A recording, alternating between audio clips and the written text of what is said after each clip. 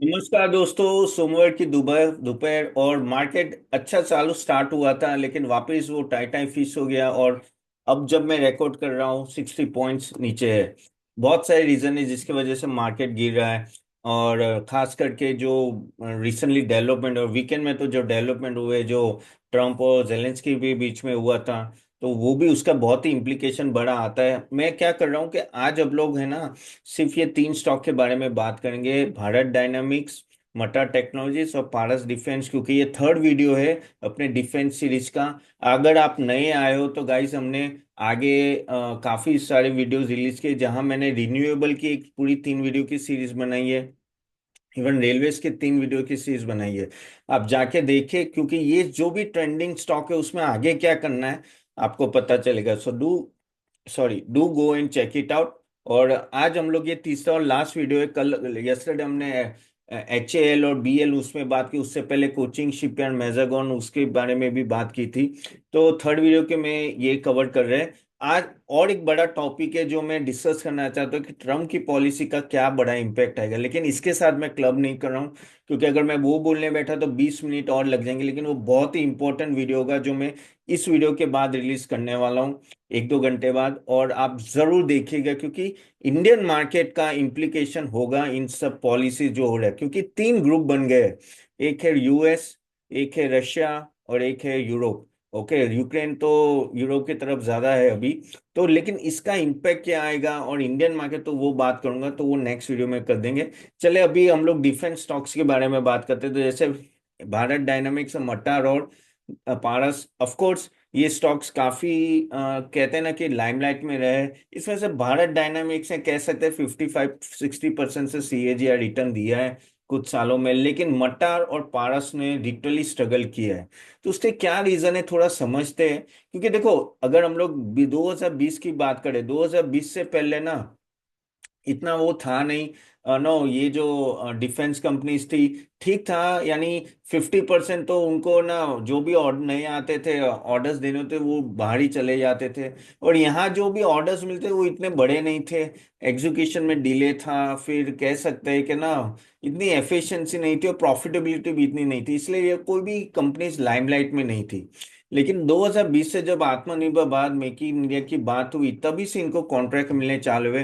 तभी से क्या हुआ कि 75% जो भी न्यू ऑर्डर आते थे वो इनको जाते थे। तो इनके पास तो ऑर्डर बुक की भरमार बन गई। ओके, कि बहुत ही लंबा ऑर्डर बुक आ गया इनके पास। लेकिन at the end of the day आपको भी उसको, कहते हैं ना कि you have to fulfil that order. तो वो अभी धीरे धीरे अभी भी एग्जीक्यूशन रिस्क चल रहा है। लेकिन ओवरऑल अगर हम लोग बात करें तो काफी सारी चीजों क्यों हुआ है, गवर्नमेंट के इंटेंशन की वजह से। 101 जो डिफेंस आइटम जो हम लोग इंपोर्ट करते थे बाहर से, वो डायरेक्टली अभी इनको जा रही। सो वो एक सबसे बड़ा बेनिफिट है। इवन अगर आप कैपिटल स्पेंडिंग भी बात करो, ऑलमोस्ट 6.5 करोड़, 6.5 लाख करोड़ की तो ऑलमोस्ट स्पेंडिंग हो रही थी डिफेंस में। सो काफी वजह से ना इन सब स्टॉक्स में अच्छी खासी तेजी आई। लेकिन प्रॉब्लम यही हुआ कि सभी कंपनीज नहीं बढ़ी है, कुछ कुछ कंपनीज में अभी भी प्रॉब्लम है। मेजोरिटी PSU कंपनीज ने बहुत अच्छा काम किया है। और ये प्राइवेट कंपनीज भी 2020 से ज्यादा आने लगी। तो अगर हम लोग बात करें इन खास करके इन तीन कंपनियों में, तो कुछ चीजें हमें देखनी पड़ेगी कि भाई इनका ओवरऑल फाइनेंस, एक काम करते हैं फाइनेंसियल्स देख लेते हैं।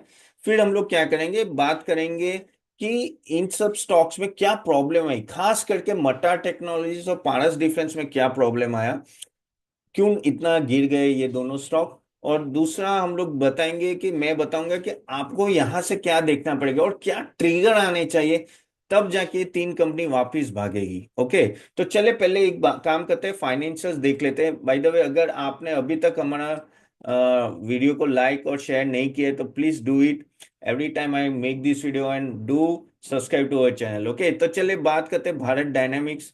अगर हम लोग भारत डायनामिक्स की बात करें तो अपने ऑल टाइम हाई से 44% डाउन है। ठीक है, मटार 55%, पारस 45% डाउन है।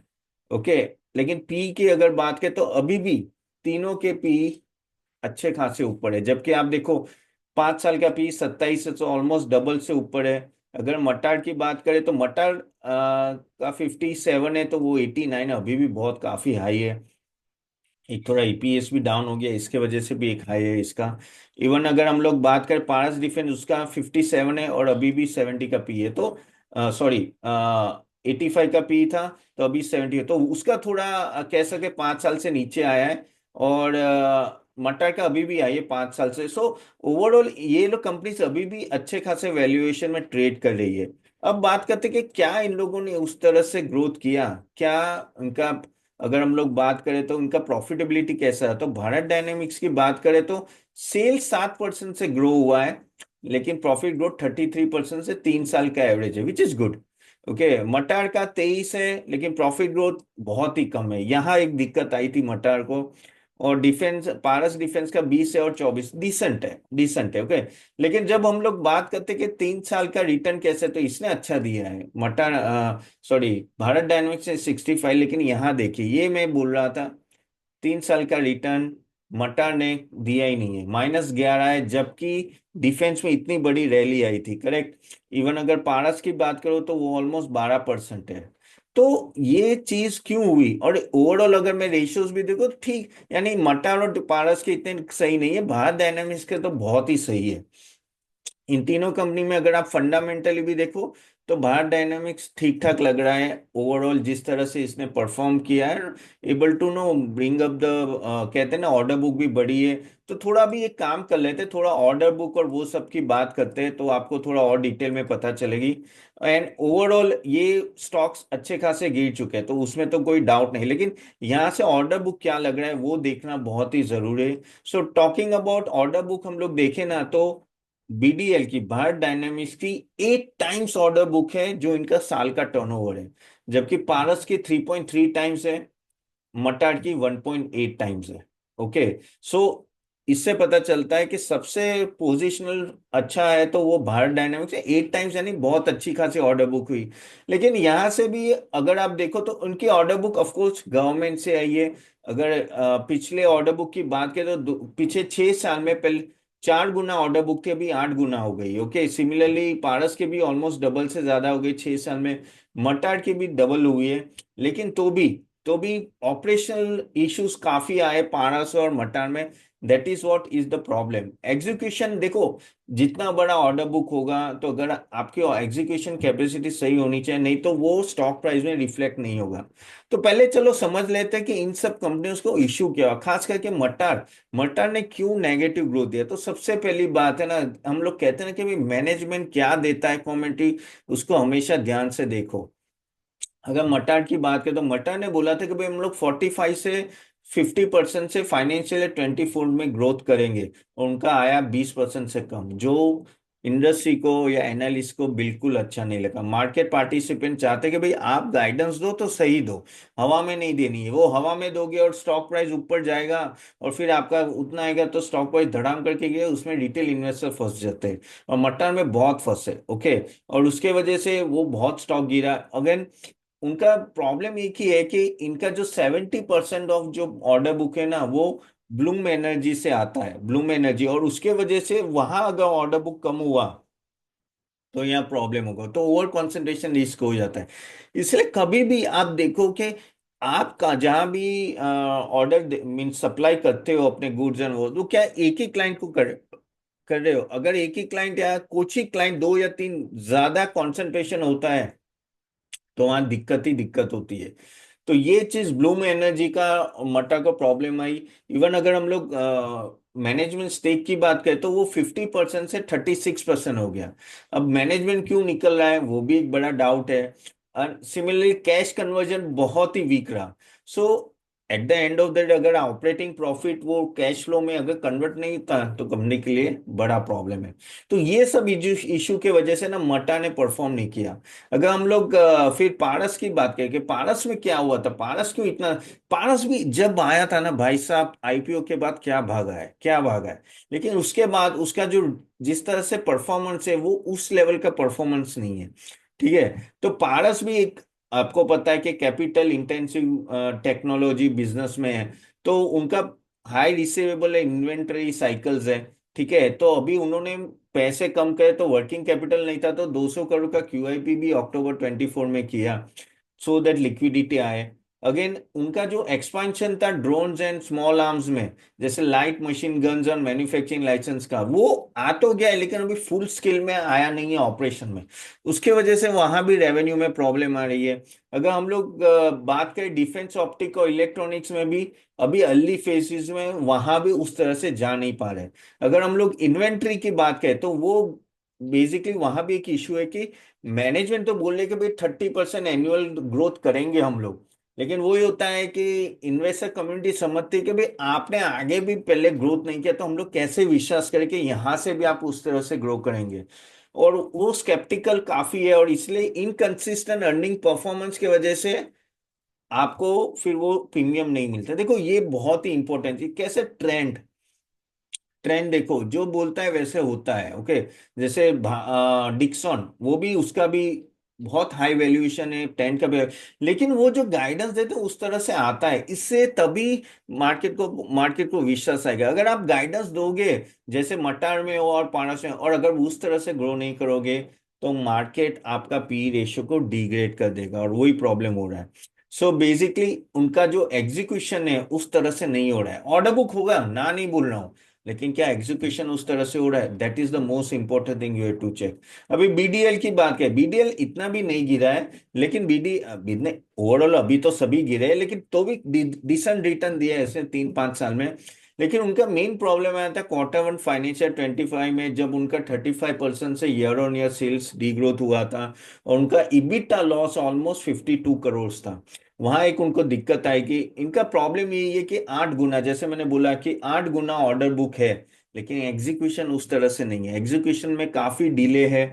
और काफी हद तक उन्होंने क्वार्टरली जो एक्सपेक्टेशन होता है ना, क्योंकि अगर आपके पास इतना बड़ा रनवे है तो आपको कंसिस्टेंटली परफॉर्म करना ही चाहिए। अगर नहीं करोगे तो ऑर्डर बुक का मतलब क्या है? देखो ऑर्डर बुक है तो इन्वेस्टर, मैं जब स्टॉक में पैसा डालूंगा तो मैं चाहूंगा कि वो प्रॉफिट में कन्वर्ट हो, करेक्ट? तो बेसिकली ऑर्डर बुक से प्रॉफिट तभी कन्वर्ट होगा जब एग्जीक्यूशन होगा। तो उनका क्वार्टरली एग्जीक्यूशन में काफी डिले हो रहा है। अगेन उनके पास एलोकेशन तो बहुत है, सब कुछ है, जैसे मैंने बोला ऑर्डर, लेकिन जब तक ये एग्जीक्यूशन में प्रॉब्लम होगा तब तक उनके लिए वही होगा कि the stock price may not increase very fast. So okay, तो ये सब चीजें आपको ध्यान में रखनी है कि ये एक फैक्टर्स थे। प्लस जो इस बार बजट में जो बात हुआ ना कि, यानी बजट में डिफेंस की बात ही नहीं हुई, उसके वजह से सिर्फ 4% से ग्रोथ दिखा है, वो भी लोगों को अच्छा नहीं लगा। एंड एग्जीक्यूशन कैपेसिटी अगर जब तक आपकी बढ़ेगी नहीं, तब तक प्रॉब्लम ही प्रॉब्लम है, तो वो चीज आपको थोड़ी ध्यान में रखनी है। तो ओवरऑल यहां से अभी ये तीनों कंपनी में क्या करना है, मैंने आपको प्रॉब्लम्स दिखाए, तो अभी मैं आपको आंसर देता हूं कि भाई क्या होना चाहिए जिसके वजह से इन्वेस्टर का सेंटिमेंट, या तो आपको भी ये पॉइंट ध्यान में रखने हैं कि आगे जाके ये स्टॉक लेना चाहिए कि नहीं। तो फर्स्ट ऑफ ऑल बीडीएल की बात करें तो ऑफ कोर्स जैसे मैंने बोला, एग्जीक्यूशन स्पीड सही होनी चाहिए, सप्लाई चेन बॉटलनेक जितने भी वहां उनको काम करके एग्जीक्यूटिव, सप्लाई चेन में बॉटलनेक है क्योंकि कुछ कुछ उनके मटेरियल नहीं आ रहे, तो वो उनको बेसिकली फास्ट करना पड़ेगा। अगेन एक्सपोर्ट में इनको फोकस करना है, 40,000 करोड़ का जो बजट आया है, एक्सपोर्ट टारगेट आया है गवर्नमेंट से, उसमें उनको फोकस करना है। अगेन कम्युनिकेशन, कम्युनिकेशन रखो भाई, जो आपके एंड एंड शेयर होल्डर है उनसे बताओ भाई हम लोग कैसे प्रोग्रेस करें। वो नॉर्मली पब्लिक सेक्टर कंपनी में वो मिसिंग होता है, लेकिन अगर वो रखते हैं तो उनके लिए बहुत बड़ा बेनिफिट होगा। अगर हम लोग पारस डिफेंस की बात करें, मैं आपको है ना डायरेक्टली आपको प्रोज एंड कॉन्स दिखा रहा हूँ, आपको क्या ध्यान रखना है। मैं फाइनेंशियल्स में ज्यादा नहीं जा रहा हूँ क्योंकि वो तो आप कभी भी देख पाओगे, लेकिन क्या चीजें आपको महत्व है जो आपको ध्यान में रखनी, वो तभी वो स्टॉक में इन्वेस्ट करना चाहिए। जब पारस की बात करें तो एक्सेलेरेटेड ड्रोन एंड एलएमजी प्रोडक्शन, उनको बेसिकली नए मिलिट्री ऑर्डर करने पड़ेंगे, आने पड़ेंगे, और ऑफ कोर्स ऑर्डर बुक है ट्वाइस, लेकिन उससे भी ज्यादा चाहिए। कुछ भी हो के उनको कैश फ्लो मैनेजमेंट पे काम करना है, अपनी एफिशिएंसी पे काम करना है, नहीं तो कितनी टाइम वो लोग क्यूआईपी और वो पैसे उठाएंगे। अगेन उनको एक लार्ज कॉन्ट्रैक्ट की जरूरत है। डिफेंस में मैंने देखा है कम से कम 4 गुना 3 गुना ऑर्डर बुक होता है, अभी भी उनके पास कम है। तो रेडार और एवियोनिक्स कॉन्ट्रैक्ट पे उनको फोकस करके वहां रेवेन्यू विजिबिलिटी बढ़ानी चाहिए। अब जब हम लोग मटार की बात करें तो मटार में भी सेम चीज प्रॉब्लम है। पहली बात तो मैनेजमेंट की इनकंसिस्टेंसी, एग्जीक्यूशन, पॉलिसीज। सही बोलो यार, जो बोलते हो वो करो, that is more important. Again single customer, Bloom energy पे अकेले फोकस करके रखा है, ऐसा नहीं चलेगा। 70% वहां से रेवेन्यू आ रहा है, आपको थोड़ा डाइवर्सिफाई होने की जरूरत है, तो वहां एक फोकस है और रखना चाहिए। लेकिन ramp up on nuclear and aerospace component manufacturing, तो वहां से अगर उनको न्यू ऑर्डर स्ट्रेटेजिक वे में आता है तो उनको भी फायदा होगा। So this is what you have to understand इन सब कंपनीज के बारे में। ओवरऑल जैसे मैंने बोला कि इन सब पॉइंट्स में अगर आप ये कंपनी फोकस करती है तो अच्छा रहेगा। अभी आप बोलोगे कि तो क्या लग रहा है इस कंपनी में इन्वेस्ट करना चाहिए कि नहीं करना चाहिए, अगर और किस तरह से आपको तीन कंपनी में मुझे क्या लग रहा है, तो देखो अगेन ये मेरा सब सिर्फ इंफॉर्मेशन है एजुकेशन के लिए, इसको रिकमेंडेशन मत समझो, लेकिन yes BDL is much much better position. I will no go for MTAR and Paras जब तक वो उस तरह की प्रॉफिटेबिलिटी ना दिखाए, जब तक वो एग्जीक्यूशन ना दिखाए, जब तक मैनेजमेंट पे विश्वास ना है कि भाई वो जो बोल रहे वो सही में हो रहा है, तब तक क्यों आपको अभी ऐसे मार्केट में आपको अच्छे अच्छे स्टॉक में 40-50% मिल रहे हैं डाउन, तो क्यों आपको ऐसे रिस्क लेना है? थोड़ा वेट कर लो, रिजल्ट आने दो, देन आप देख सकते हो। तो उस तरह से आप पकड़ के रखना गाइस, इस तरह से, that is what my opinion. Again खुद का रिसर्च करके इन्वेस्ट करना है, मेरे बोलने पे नहीं जाना है, मेरे को बोलने को एक कान पे सुनो, दूसरे कान से निकाल दो, क्योंकि भाई सेबी पीछे पड़ जाती है ना अगर उनको कुछ लगता है कि यहाँ मैंने कुछ रिकमेंडेशन दे दिया तो। ठीक है चलिए, तो यहाँ तक रखते हैं। तो होप आपको ये अच्छा लगा होगा एनालिसिस, तो do like it, share it to everyone, और आपके क्वेश्चंस डाल दीजिए। मैंने आपके लिए गिफ्ट भी रखी है, कमेंट बॉक्स डालिए, जरूर ले लीजिएगा। और जैसे मैंने बोला नेक्स्ट वीडियो में ट्रम्प साहब के बारे में बात करेंगे भाई, सुपर है ना, सुपर बॉस के बारे में बात करेंगे, वो भी जरूर देखिए। चलिए मैं कुछ क्वेश्चन आंसर ले लेता हूँ जो यू कैन में बहुत सारा है, रिलेटेड टू स्टॉक लूंगा, ट्रम्प रिलेटेड जो होंगे वो मैं नेक्स्ट वीडियो में ले लूंगा। तो let me check all the question. So Ganesh का क्वेश्चन है, सर कैम्स के भाई, ये मैंने शायद ले लिया था कैम्स का, या करे होल्ड या सेल। कैम्स आप गणेश गोंड 3355 आप होल्ड करो यार, ऑलरेडी बहुत गिर चुका है।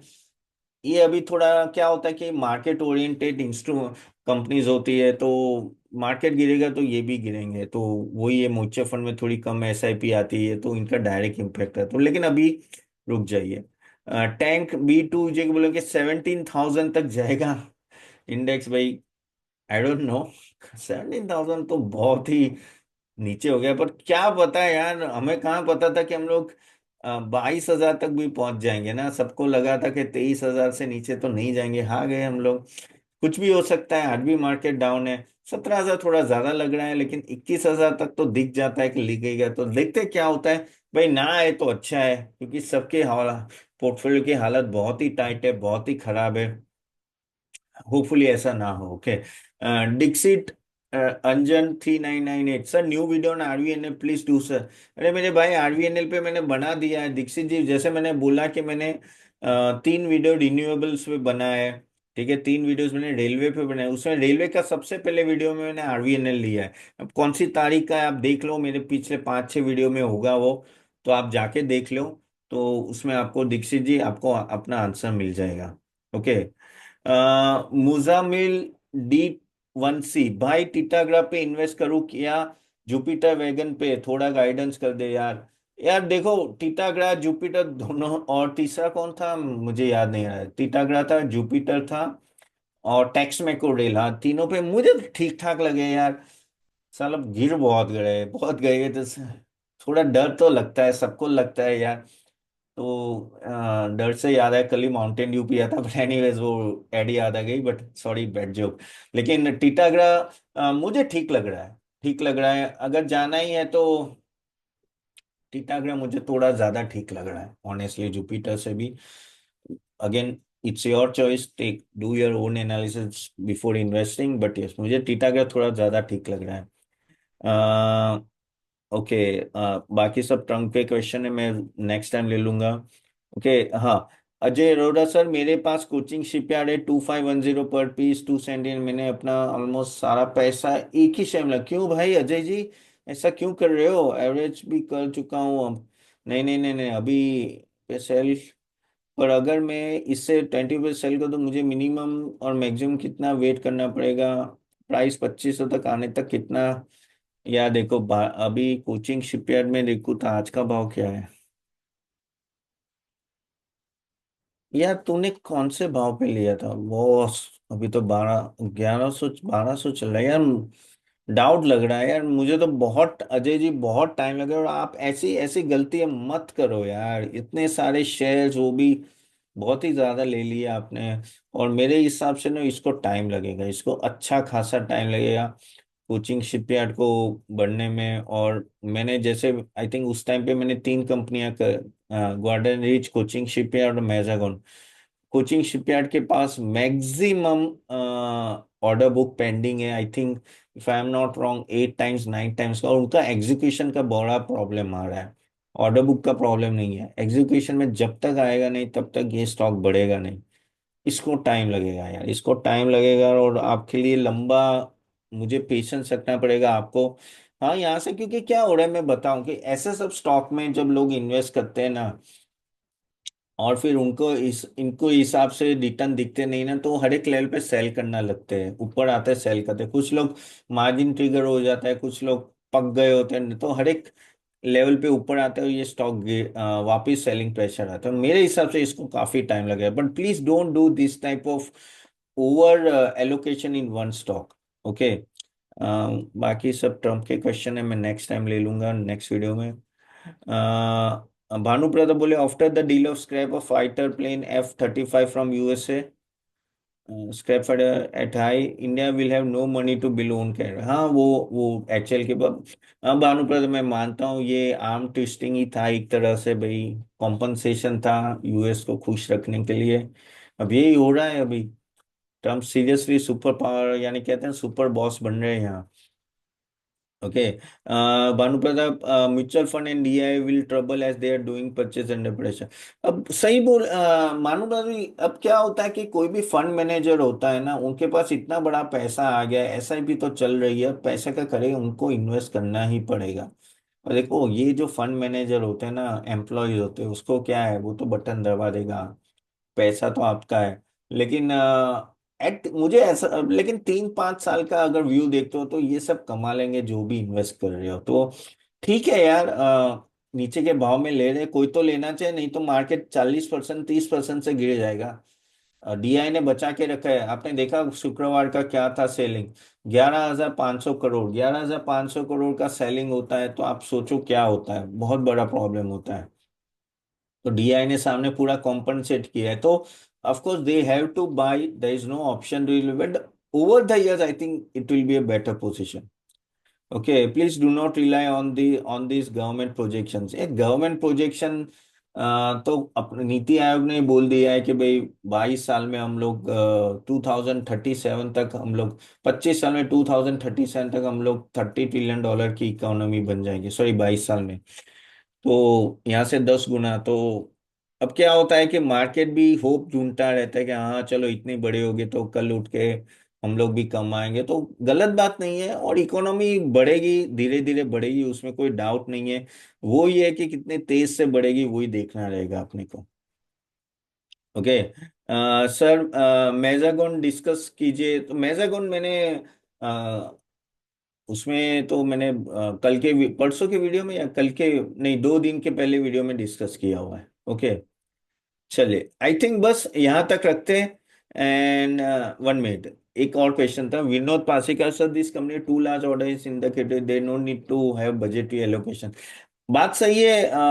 विनोद जी बोल रहे कि भाई अगर बजट नहीं आया तो भी इतना बड़ा ऑर्डर बुक है तो उनको प्रॉब्लम नहीं है।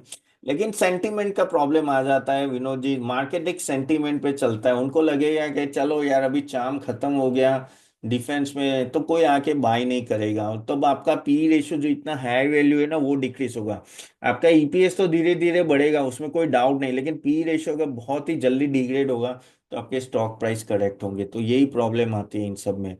अगर एक्सपेक्टेशन से ही प्राइस काफी बढ़ जाते हैं और वो पी का प्रीमियम होता है वो बढ़ जाता है, तो उसमें प्रॉब्लम आएगी। बाकी आप जो बोल रहे हो सही बोल रहे हो, ऑर्डर बुक सभी डिफेंस कंपनी, हमने ये 3 दिन में 9 कंपनियां कवर की, और मोस्टली पारस और मटार को छोड़ के सबके पास 3 से 4 टाइम्स का ऑर्डर बुक है। तो कोई डाउट नहीं है, लेकिन वही है कि अभी मार्केट एक्सपेक्टेशन इतना हाई था और वो कम हो गया, क्योंकि बजट का ज्यादा एलोकेशन नहीं है, तो प्रीमियम कम होगा, पी कम होगा, तो ये स्टॉक करेक्ट होंगे। तो ये चीज आपको ध्यान में रखनी है। चले यहाँ तक रखते हैं गाइस। होप आपको ये वीडियो अच्छा लगेगा, और अपने मिलते हैं नेक्स्ट वीडियो में। और thank you very much, and do put your question below. Okay, see you then, bye. आपको अगर गिफ्ट चाहिए तो मैंने कमेंट बॉक्स में डालिए, जरूर ले लीजिएगा। सी यू देन, बाय बाय।